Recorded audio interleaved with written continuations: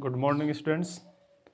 देखिए बच्चों, गत कक्षा में हमने आपके लिए होमवर्क कराया था और पिछली वीडियो में हम पढ़ चुके थे अभिक्रियाओं के बारे में। अभिक्रियाओं में सबसे पहले अध्ययन किया था संयोजन अभिक्रिया का, नंबर 2 पर वियोजन, नंबर 3 विस्थापन और नंबर 4 द्विविस्थापन अभिक्रिया। इन 4 अभिक्रियाओं के बारे में अध्ययन कर चुके थे। यहाँ के बाद में अगली जो बात आती है इस पाठ में वो आती है मंद एवं तीव्र अभिक्रियाओं के बारे में। तीव्र एवं मंद अभिक्रिया,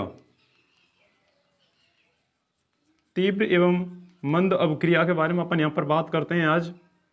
देखिए, रासायनिक अभिक्रिया के पूर्ण होने में लगने वाले समय के आधार पर या वेग के आधार पर अभिक्रियाएं 2 प्रकार की होती हैं। एक होती हैं तीव्र अभिक्रियाएं और एक होती हैं मंद अभिक्रियाएं। सबसे पहले अध्ययन करते हैं तीव्र अभिक्रियाओं के बारे में कि तीव्र अभिक्रियाएं क्या होती हैं।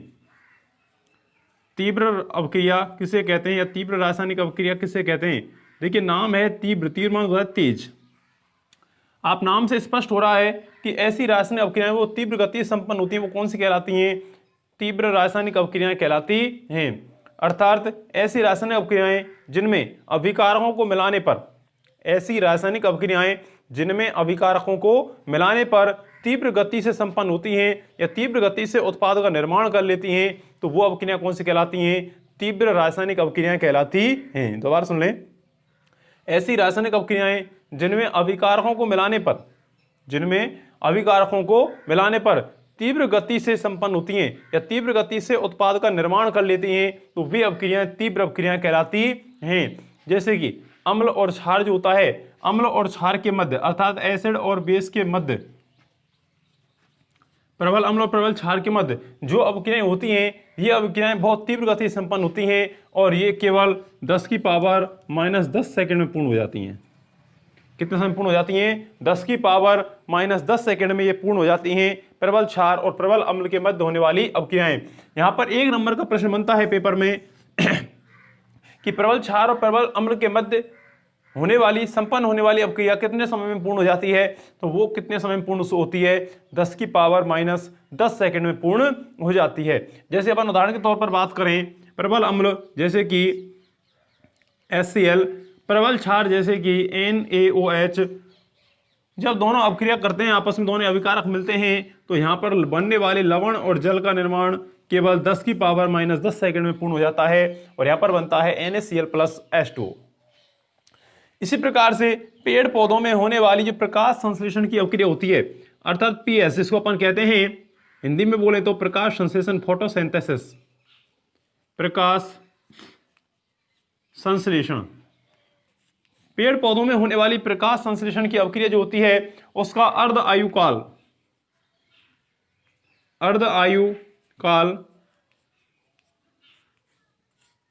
10⁻12 सेकंड होता है। कितना होता है? 10⁻12 सेकंड होता है। अब यहां पर बात यह निकल के आती है कि अर्ध आयुकाल किसे कहते हैं। क्या चीज निकल के आती है कि अर्ध आयुकाल किसे कहते हैं? तो अभिकारकों की आधी मात्रा का, जो भी कोई अभिकारक है उस अभिकारकों की आधी मात्रा का उत्पाद में बदलने में लगा समय उसका अर्ध आयुकाल कहलाता है। दोबारा सुने, अभिकारकों की आधी मात्रा का उत्पाद में बदलने में लगा समय उसका अर्ध आयुकाल कहलाता है। अभिकारक जो होते हैं उनकी आधी मात्रा के उत्पादन बदलने में जो लगा समय होता है वो क्या कहलाता है? उसका अर्ध आयुकाल कहलाता है। और यहाँ पर PS, प्रकाश संश्लेषण की क्रियाओं का अर्ध आयुकाल कितना होता है? 10⁻12 सेकंड होता है। अर्थात यह भी किस श्रेणी में आती है? तीव्र अभिक्रियाओं की श्रेणी में आती है। यहाँ पर 2 क्वेश्चन मूल रूप से निकल के आते हैं। एक क्वेश्चन निकल के आता है कि प्रबल क्षार प्रबल अम्ल के मध्य होने वाली अभिक्रिया कितने समय में पूर्ण हो जाती है? तो 10⁻⁻10 सेकंड पूर्ण हो जाती है। और दूसरा निकल के आता है कि प्रकाश संश्लेषण की क्रिया का अर्ध आयुकाल कितना होता है? तो वो होता है 10⁻12 सेकंड होता है। अगली बात करें, यहाँ पर एक उदाहरण और आता है कि जब हम एक रासायनिक अभिक्रिया कराएं किसमें? AgNO3 और HCl में। ये भी तीव्र अभिक्रिया का उदाहरण है। AgCl और HNO3 में यदि अभिक्रिया कराते हैं, AgCl मीन्स सिल्वर क्लोराइड और HNO3 मीन्स नाइट्रिक अम्ल। पीछे वाला पद लिख दिया मैंने, दोबारा देखें। AgNO3 AgNO3 silver nitrate plus HCl। जब सिल्वर नाइट्रेट और हाइड्रोक्लोरिक अम्ल अभिक्रिया करते हैं तो अभिक्रिया करने पर यहां पर सिल्वर क्लोराइड का श्वेत अवक्षेप प्राप्त होता है। Ag क्रिया करता है Cl के साथ में, H क्रिया करता है NO3 के साथ में, और AgCl के साथ अभिक्रिया करके यहाँ पर AgCl का अर्थात सिल्वर क्लोराइड का श्वेत अवक्षेप प्राप्त होता है और प्लस में HNO3 अर्थात नाइट्रिक अम्ल बनता है। ये भी तीव्र अभिक्रिया का उदाहरण है। ये अभिक्रिया बहुत तीव्र गति संपन्न होती है। तो दोबारा सुन लें, ऐसी रासायनिक अभिक्रियाएं जिनमें अभिकारकों के मिलने पर वे तीव्र गति से संपन्न हो जाती हैं या तीव्र गति से उत्पाद का निर्माण हो जाता है, तो वे अभिक्रियाएं तीव्र अभिक्रियाएं कहलाती हैं। इन अभिक्रियाओं को आयनिक अभिक्रिया भी कहा जाता है। ध्यान रखें आप, जो तीव्र अभिक्रियाएं होती हैं इनको आयनिक अभिक्रिया भी कहा जाता है। और दूसरी बात मैंने आपको बताई थी कि प्रबल अम्ल और प्रबल क्षार की कीमत 10⁻10 सेकंड पूर्ण हो जाती है। इसी प्रकार से प्रकाश संश्लेषण की क्रिया का अर्धायुकाल 10⁻12 सेकंड होता है। बात आई अर्धायुकाल किसे कहते हैं, तो अभिकारकों की आधी मात्रा का उत्पाद में बदलने में लगा समय अर्धायुकाल कहलाता है। अभिकारकों की आधी मात्रा का उत्पाद में बदलने में लगा समय उस अभिक्रिया का अर्धायुकाल कहलाता है। अब नेक्स्ट बात आती है यहां पर मंद अभिक्रियाओं की, कि मंद अभिक्रियाएं क्या होती हैं।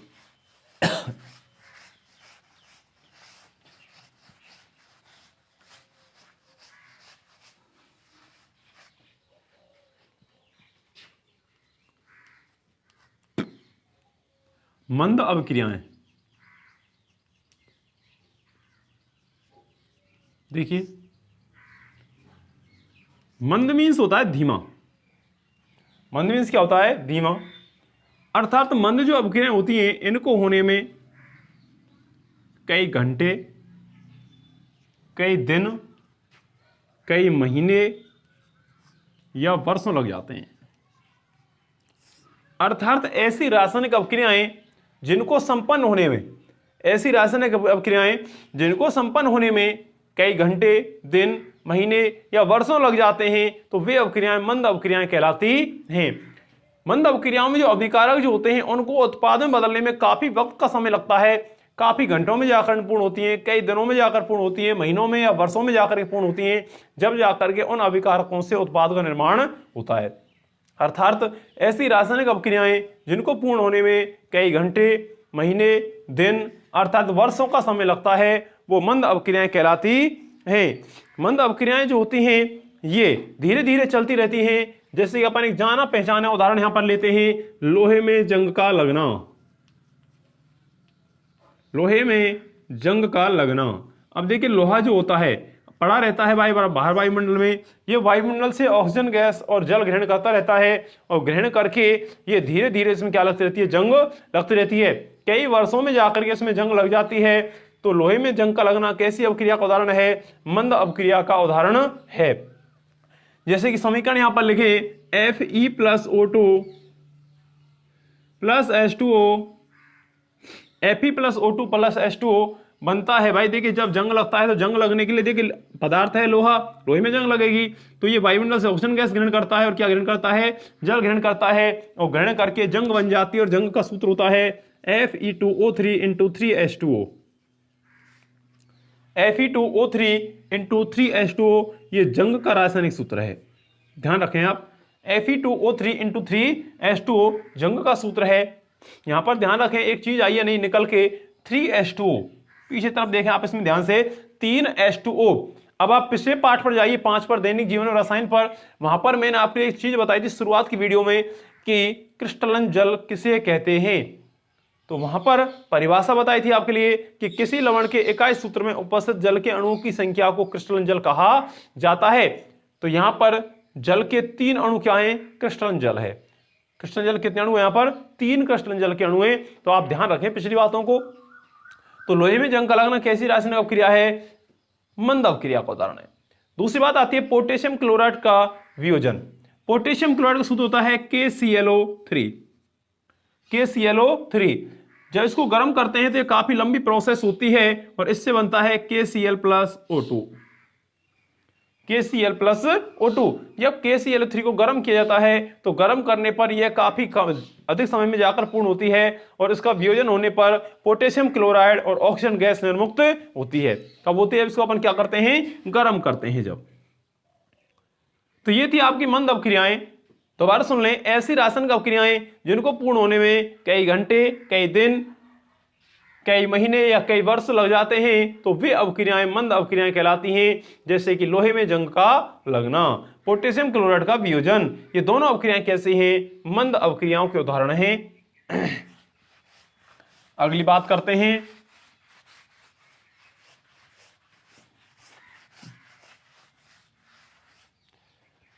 नेक्स्ट पॉइंट आता है इसमें अनुत्क्रमणीय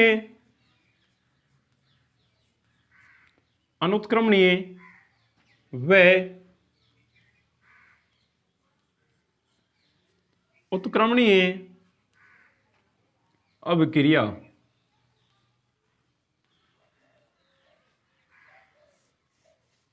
अनुत्क्रमणीय व उत्क्रमणीय अभिक्रिया, पहले अध्ययन करते हैं यहां पर हम अनुत्क्रमणीय अभिक्रियाओं का।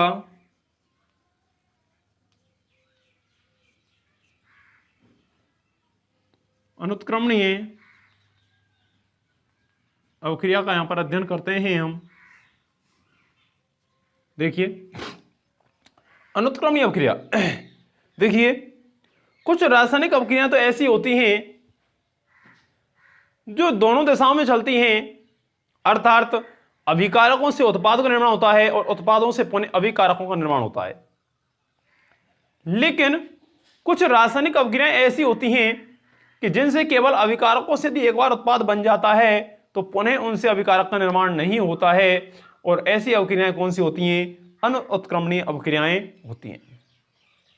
अर्थात ऐसी रासायनिक अभिक्रियाएं जिनसे एक बार अभिकारक से उत्पाद बनने पर पुनः अभिकारक का निर्माण नहीं होता है, अर्थात ऐसी रासायनिक अभिक्रियाएं जो केवल एक दिशा में ही चलती हैं, वो अभिक्रियाएं कौन सी कहलाती हैं? अनुत्क्रमणीय अभिक्रियाएं कहलाती हैं। तीन तरीके से मैंने आपको बता दिया यहां पर, दोबारा सुने। ऐसी रासायनिक अभिक्रियाएं जिनसे अभिकारक क्रिया करके उत्पाद तो बनाते हैं लेकिन उत्पाद से पुनः अभिकारक प्राप्त नहीं होते हैं, तो वे अभिक्रियाएं कौन सी कहलाती हैं? अनुत्क्रमणीय अभिक्रियाएं कहलाती हैं। अर्थात ये अभिक्रियाएं केवल एक दिशा में ही चलती हैं, दोनों दिशाओं में संपन्न नहीं होती हैं।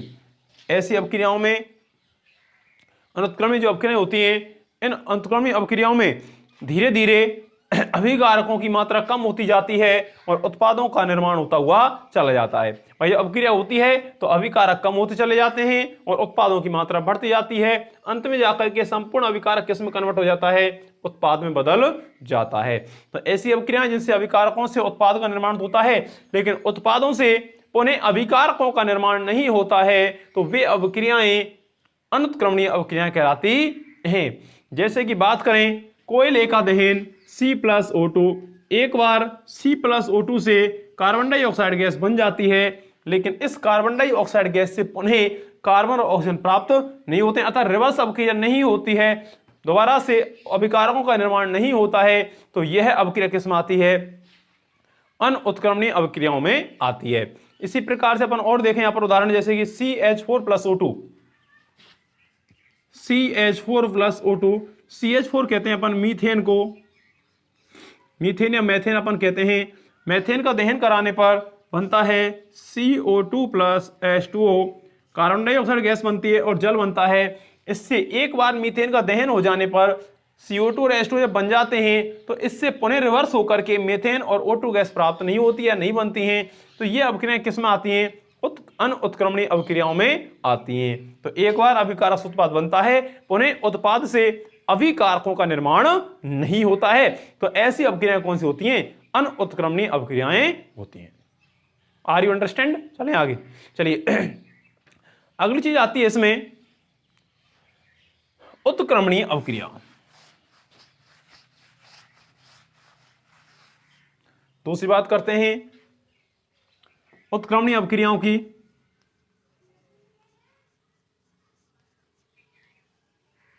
उत्क्रमणीय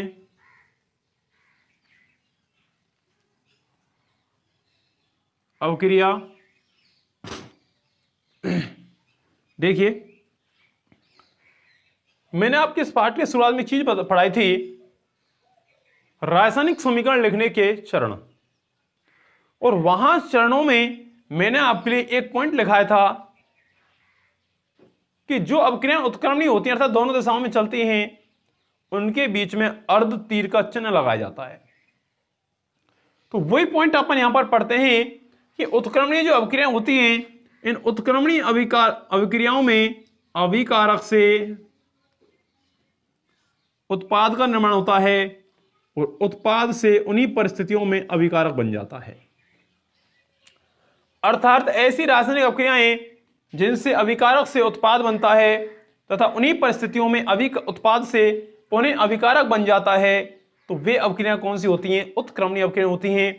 अर्थात ऐसी रासायनिक अभिक्रियाएं जो दोनों दिशाओं में चलती हैं अभिकारक से उत्पाद और उत्पाद से अभिकारक, तो वो अभिक्रियाएं कौन सी होती हैं? उत्क्रमणीय अभिक्रियाएं होती हैं। इस प्रकार की अभिक्रियाओं में कभी भी पदार्थ की मात्रा शून्य नहीं होती है, कभी भी पदार्थ की मात्रा शून्य नहीं होती है। अब साहब शून्य कैसे नहीं होती है? देखिए शून्य इस प्रकार से नहीं होती है कि जब अभिकारक से उत्पाद बनता है तो जैसे ही अभिकारकों की मात्रा शून्य होने को आती है उससे पहले ही उत्पाद पुनः क्या बनना प्रारंभ कर देते हैं? अभिकारक बनना प्रारंभ कर देते हैं। और जब उत्पाद की मात्रा शून्य होने को आती है उससे पहले अभिकारक पुनः उत्पाद बनना प्रारंभ कर देते हैं। तो इस प्रकार से रिवर्स अभिक्रिया चलती रहती है और ऐसी अभिक्रियाएं कौन सी होती हैं? उत्क्रमणीय अभिक्रियाएं होती हैं। तो ऐसी रासायनिक अभिक्रियाएं जिनमें अभिकारक अभिक्रिया करके उत्पाद बनाते हैं और उन्हीं परिस्थितियों में उत्पाद पुनः क्रिया करके अभिकारक का निर्माण कर लेते हैं तो वे रासायनिक अभिक्रियाएं कौन सी कहलाती हैं? उत्क्रमणीय अभिक्रियाएं कहलाती हैं। इस प्रकार की अभिक्रियाओं में कभी भी अभिकारक या उत्पाद की मात्रा शून्य नहीं होती है, अर्थात यह अभिक्रिया लगातार चलती रहती है। अब ये अभिक्रियाएं जैसे अपन बात करें यहां पर कोई भी दो अभिकारक हैं A+B अभिक्रिया कर रहे हैं और दो उत्पाद बना रहे हैं C और D। ध्यान से सुने आप यहां पर दो अभिकारक हैं A और B, दोनों अभिकारक क्रिया करके C और D उत्पाद बना रहे हैं। तो देखिए ये अभिक्रियाओं को अपन दो तरीके से समझ सकते हैं यहां पर, अर्थात अभिक्रियाएं दो चरणों में पूर्ण होती हैं। अर्थात उत्क्रमणीय अभिक्रियाओं में नंबर 1 आता है अग्र अभिक्रिया,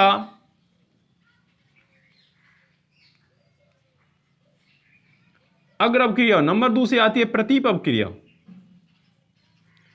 प्रतीप अभिक्रिया। एक आती है अग्र अभिक्रिया और एक आती है प्रतीप अभिक्रिया। देखिए अग्र अभिक्रिया कौन सी होती है, प्रतीप अभिक्रिया कौन सी होती है? देखिए अग्र अभिक्रिया यदि अपन यहां से लिखें तो जब अभिकारक से उत्पाद बनता है एक बार, अभिकारक से क्या बनता है? उत्पाद बनता है, तो वो तो होती है कौन सी? अग्र अभिक्रिया। और जब उन्हीं परिस्थितियों में उत्पाद से पुनः अभिकारक बनता है तो वो हो जाती है कौन सी? प्रतीप अभिक्रिया। ध्यान रखें अग्र अभिक्रिया किसे कहते हैं? जब उत्क्रमणीय अभिक्रियाओं में अभिकारक से उत्पाद का निर्माण होता है तो उसे अपन कहते हैं अग्र अभिक्रिया। और जब उन्हीं परिस्थितियों में उत्पाद से पुनः अभिकारक का निर्माण होता है, ये उत्पादन से क्या बन रहा है? अभिकारक पुनः बन रहा है, तो वह अभिक्रिया कौन सी होती है? प्रतीप रासायनिक अभिक्रिया होती हैं। तो ये हुआ अपना कौन सा? उत्क्रमणीय अभिक्रियाएं। अब बात करें अपन यहां पर उदाहरणों की, एग्जाम्पल की, यहां तक बात करें तो देखिए सरल सा उदाहरण है N2+3H2 बनता है 2NH3। नाइट्रोजन और हाइड्रोजन गैस मिलकर के अमोनिया गैस का निर्माण करते हैं और यह उदाहरण किसका है? उत्क्रमणीय अभिक्रिया का उदाहरण है। अब यदि इसको अपन अग्र और प्रतीप में लिखना चाहते हैं तो लिख सकते हैं। देखिए अग्र अभिक्रिया में होगा N2+3H2 बनता है 2NH3। प्रतीप में लिखना चाहें तो NH3 बनता है N2+3H2। तो ऊपर वाली आपकी अभिक्रिया हो गई अग्र अभिक्रिया और नीचे वाली अभिक्रिया हो गई आपकी प्रतीप अभिक्रिया। तो इस प्रकार से ये अभिक्रियाएं संपन्न होती हैं। दूसरे उदाहरण की बात करें, दूसरा उदाहरण है H2O प्लस H2CO3। H2O जल, H2CO3 हाइड्रोजन कार्बोनेट। जब दोनों अभिक्रिया करते हैं तो अभिक्रिया करने पर यह बनाता है HCO3 minus plus H3O, hydronium ion बनाता है H3O। तो यह अभिक्रिया भी किसका उदाहरण है? उत्क्रमणीय अभिक्रियाओं का उदाहरण है। ये हुई आपकी अनुत्क्रमणीय और उत्क्रमणीय अभिक्रियाएं। और पुनः सुन लें आप इस तरीके से, अनुत्क्रमणीय अभिक्रियाएं ऐसी रासायनिक अभिक्रियाएं जिनमें अभिकारकों से केवल उत्पाद का निर्माण होता है, उत्पाद से पुनः अभिकारक नहीं बनते हैं, तो वे अभिक्रियाएं अनुत्क्रमणीय अभिक्रियाएं होती हैं। अनुत्क्रमणीय अभिक्रियाएं केवल एक ही दिशा में चलती हैं, दूसरी दिशा संपन्न नहीं होती हैं। दूसरी बात करें उत्क्रमणीय अभिक्रियाओं की, तो ऐसी रासायनिक अभिक्रियाएं जिनमें अभिकारक से उत्पाद बनता है, अर्थात अभिकारक क्रिया करके उत्पाद का निर्माण करते हैं, और उन्हीं परिस्थितियों में उत्पाद पुनः अभिक्रिया करके अभिकारक का निर्माण करता है, तो वे उत्क्रमणीय अभिक्रियाएं कहलाती हैं। उत्क्रमणीय अभिक्रियाएं दो प्रकार संपन्न होती हैं, अग्र अभिक्रिया और प्रतीप अभिक्रिया। जैसे कि जब अभिकारक से उत्पाद का निर्माण होता है तो वो अग्र अभिक्रिया में आता है, लेकिन जब उत्पाद से पुनः अभिकारक बनते हैं तो वो कौन से में आते हैं? प्रतीप अभिक्रियाओं में आते हैं। जैसे बात करें N2+3H2 बनता है 2NH3, किसका उदाहरण है? उत्क्रमणीय अभिक्रियाओं का उदाहरण है। दूसरी बात करें H2+H2CO3, H2CO3 हाइड्रोजन कार्बोनेट बनता है HCO3+H3O, ये किसका उदाहरण है? उत्क्रमणीय अभिक्रियाओं के। तो यहां पर हुए अपने मंद और तीव्र अभिक्रियाएं, उत्क्रमणीय और अनुत्क्रमणीय अभिक्रियाएं। इसके पश्चात अगला पॉइंट आता है पाठ का ऑक्सीकरण और अपचयन। बहुत ही इंपॉर्टेंट टॉपिक है, अच्छा टॉपिक है और सरल भी है। तो बात करते हैं ऑक्सीकरण और अपचयन अभिक्रियाओं की।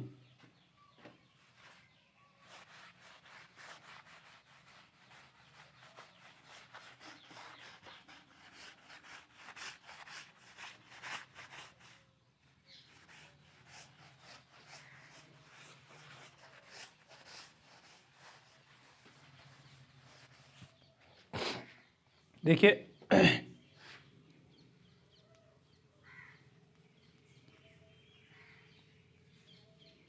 ऑक्सीकरण एवं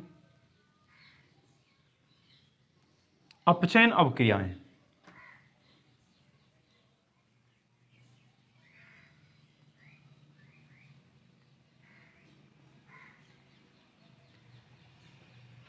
ऑक्सीडेशन और रिडक्शन रिएक्शंस।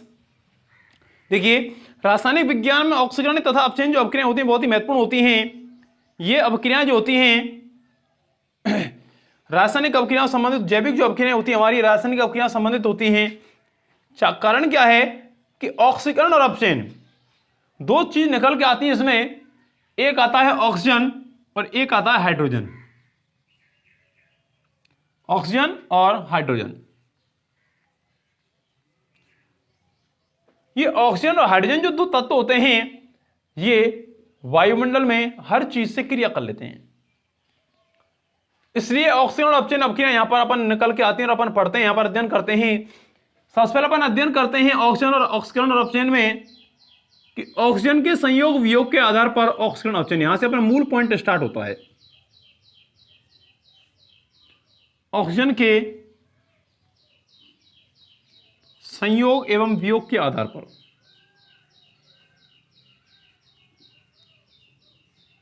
ऑक्सीजन के संयोग एवं वियोजन के आधार पर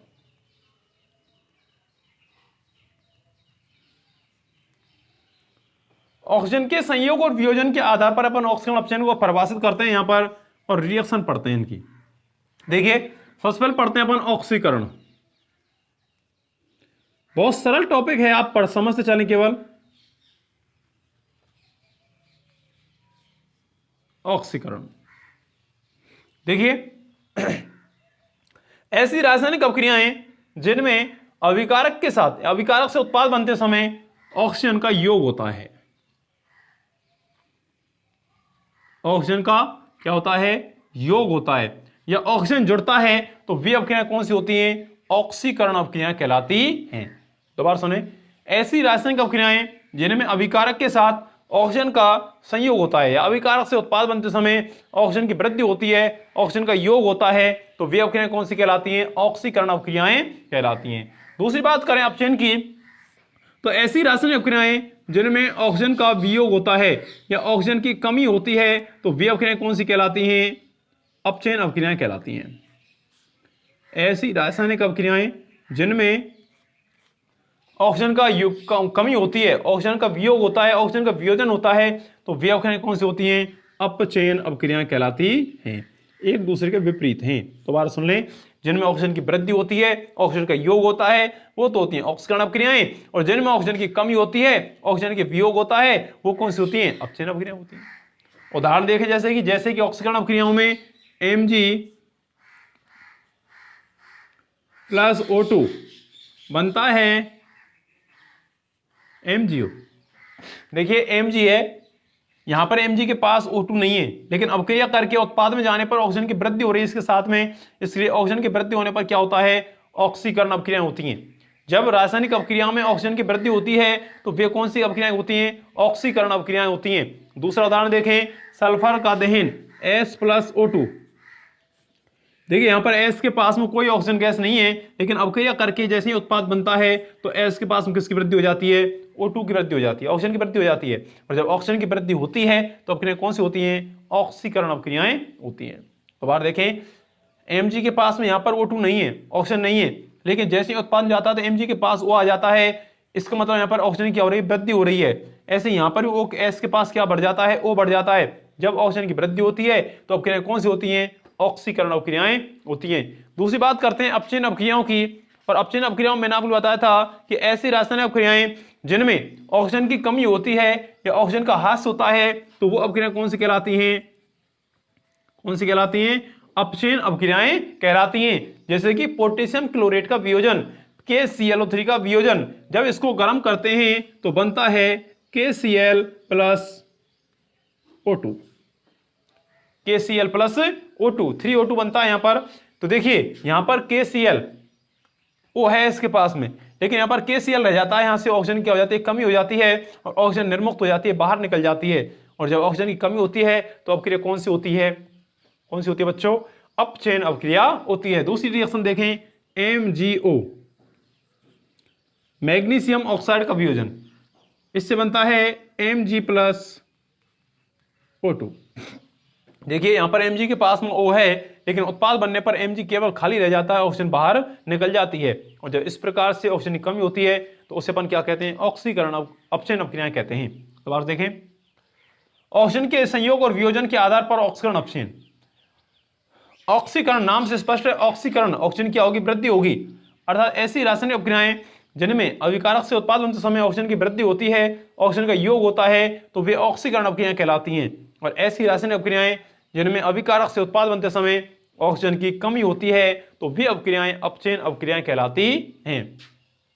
ये बात हुई अपनी ऑक्सीजन के संयोग और वियोग के आधार पर ऑक्सीकरण अपचयन। नेक्स्ट आता है यहाँ पर हाइड्रोजन के संयोग और वियोजन के आधार पर ऑक्सीकरण अपचयन। देखिए next topic, sorry next point है इसका, हाइड्रोजन के संयोग और वियोग के आधार पर ऑक्सीकरण अपचयन।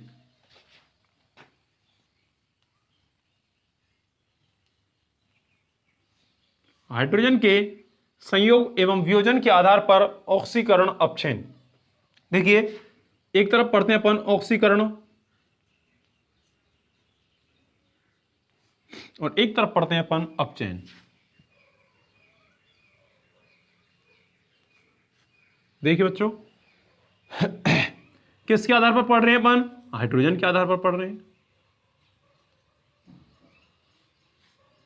तो देखिए ऐसी रासायनिक अपक्रियाएं जिनमें हाइड्रोजन का ह्रास होता है, हाइड्रोजन की कमी होती है, तो वो अपक्रियाएं कौन सी होती हैं, ऑक्सीकरण अपक्रियाएं होती हैं।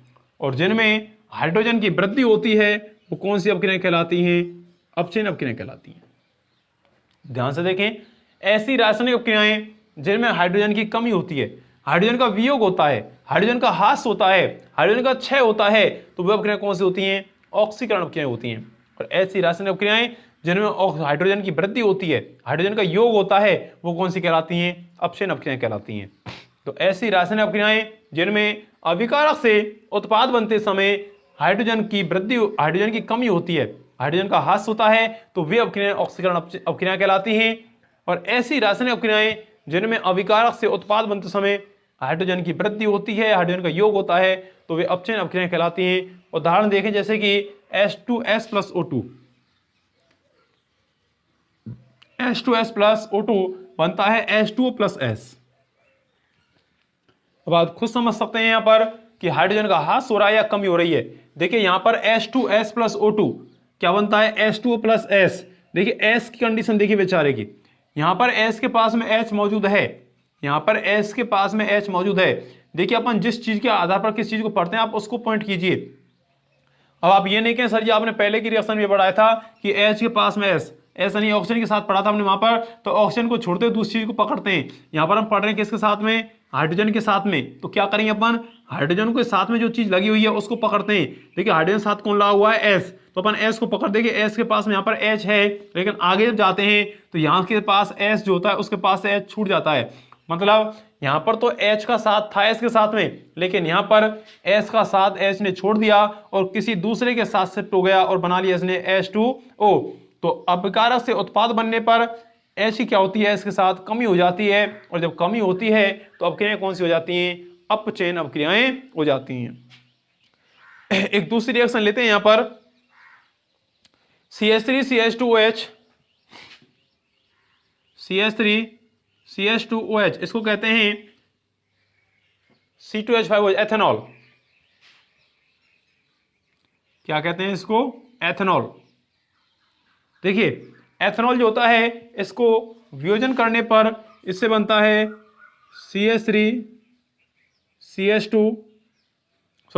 CH3COO